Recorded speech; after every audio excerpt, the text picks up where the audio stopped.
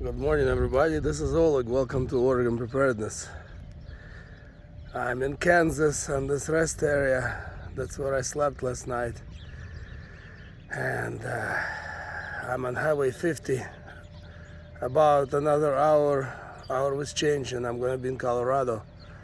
For those of you who might be curious where I'm at. And yeah, it's such a nice morning, about 50 degrees. You can hear some birds. And there's my truck. And guess what? I'm loaded again with those steel I-beams that I'm taking them, you guessed it, to Prineville, Oregon, just as I did 2 weeks ago. Same load, picked up from the same place, going to the same place. And I made a video over there because I wasn't sure what kind of strange construction it was. Many of you mentioned that it was a data center, and I'm gonna just flat out ask them, what is it? You know, I should be there on Tuesday late morning, and I will ask them, what is that building they're constructing? Yeah, this load is crazy. It's just steel I-beams. This crown looking thing weighs like 7,000 pounds. Very dangerous load. I'm not too crazy about it. I like to transport those containers, those pods people used to move, you know. Those are nice and easy, and they're not too heavy, they're light. Anyway, back to the video.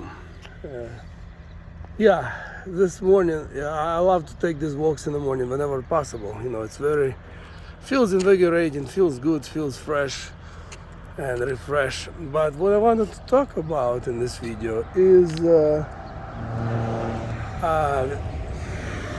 video that was produced by Guns Coast to Coast about 3 days ago, West Coast Chain Supply. And he mentioned in that video that he has some intel that there is gonna be big shortages simply because the amount of trucks that are coming in are down to almost nothing. And there's a staging warehouse. I recommend you watching that video and check out the channel in general. I've been watching Guns Coast to Coast pretty much since I started my channel, and that guy is always on point.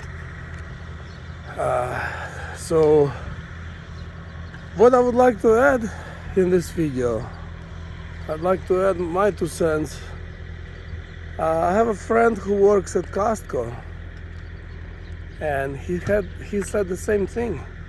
The amount of trucks that they are getting at Costco is about half of what it used to be. And they say it may be even less. They claim they don't have enough drivers, which could be true. You know, there's not enough truck drivers. They now have one more, me. You know, not for Costco, but in general. But there is shortage of truck drivers. But I think that's not the main reason. I think the main reason is not enough product.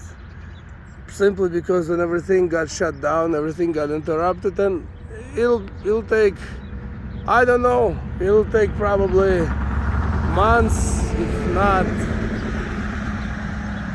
couple of years to get back everything to normal, get back everything to gear, if ever.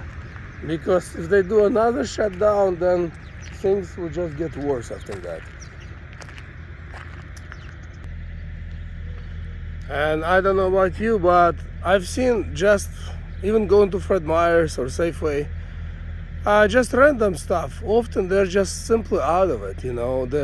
You see the home for the product, but the shelf is empty, it's not there. And this is just the beginning. You know, when the first did the lockdowns, worst thing we had was shortage of toilet paper, and that was a joke looking back. Now a real problem is gonna be when there will be shortage of food, and that's coming. I heard through some sources that they are paying farmers that produce food to just throw already made food away, just so it doesn't get to the consumer. You know, whether you believe it or not, and you know who are they.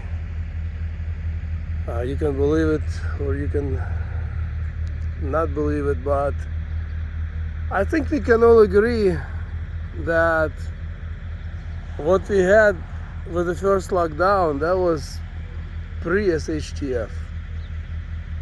That was just like repetition, you know. That was just practice and try to see what, you know, people's reaction, like with toilet papers and stuff. And the worst is coming, and it has to happen, because think about it, how else they're gonna implement their agenda? First, you know, first poke everybody and then eventually chip everybody. It's impossible to do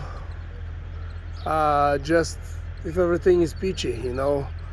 But if people are hungry, if people are without supplies, then it's going to be much easier to control people and to tell what to do. They already say it, they already do it with the jobs. If you know, if you don't get poked, you can't have this job. Well, they can say if you don't get poked, you can't enter food store. So I would say, while there is still opportunity, you know, everybody, every prepping channel has been, you know, has been saying this for the last few years, especially since the pandemic started.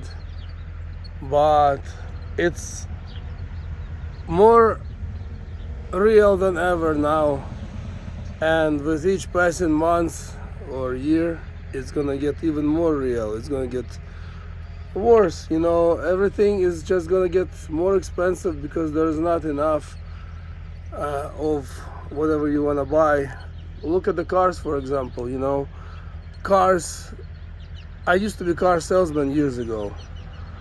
You had to sometimes you know, almost beg people, you know, show them all the advantages of buying a new car.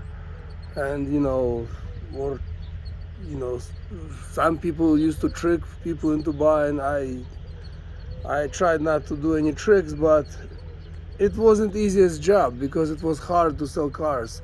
There used to be a ton of cars, nobody wanted to buy them, you know. And now look at what's going on now. Car prices are insane for both new and used, you know, because there is not enough supply and too high demand.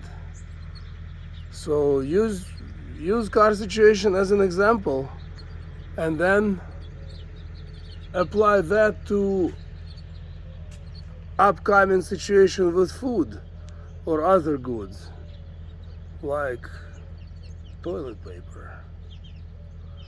Alright, thanks for watching, everybody. Share this video if you find it useful. Give this video a like. Subscribe if you haven't. And we'll see you in the next upload.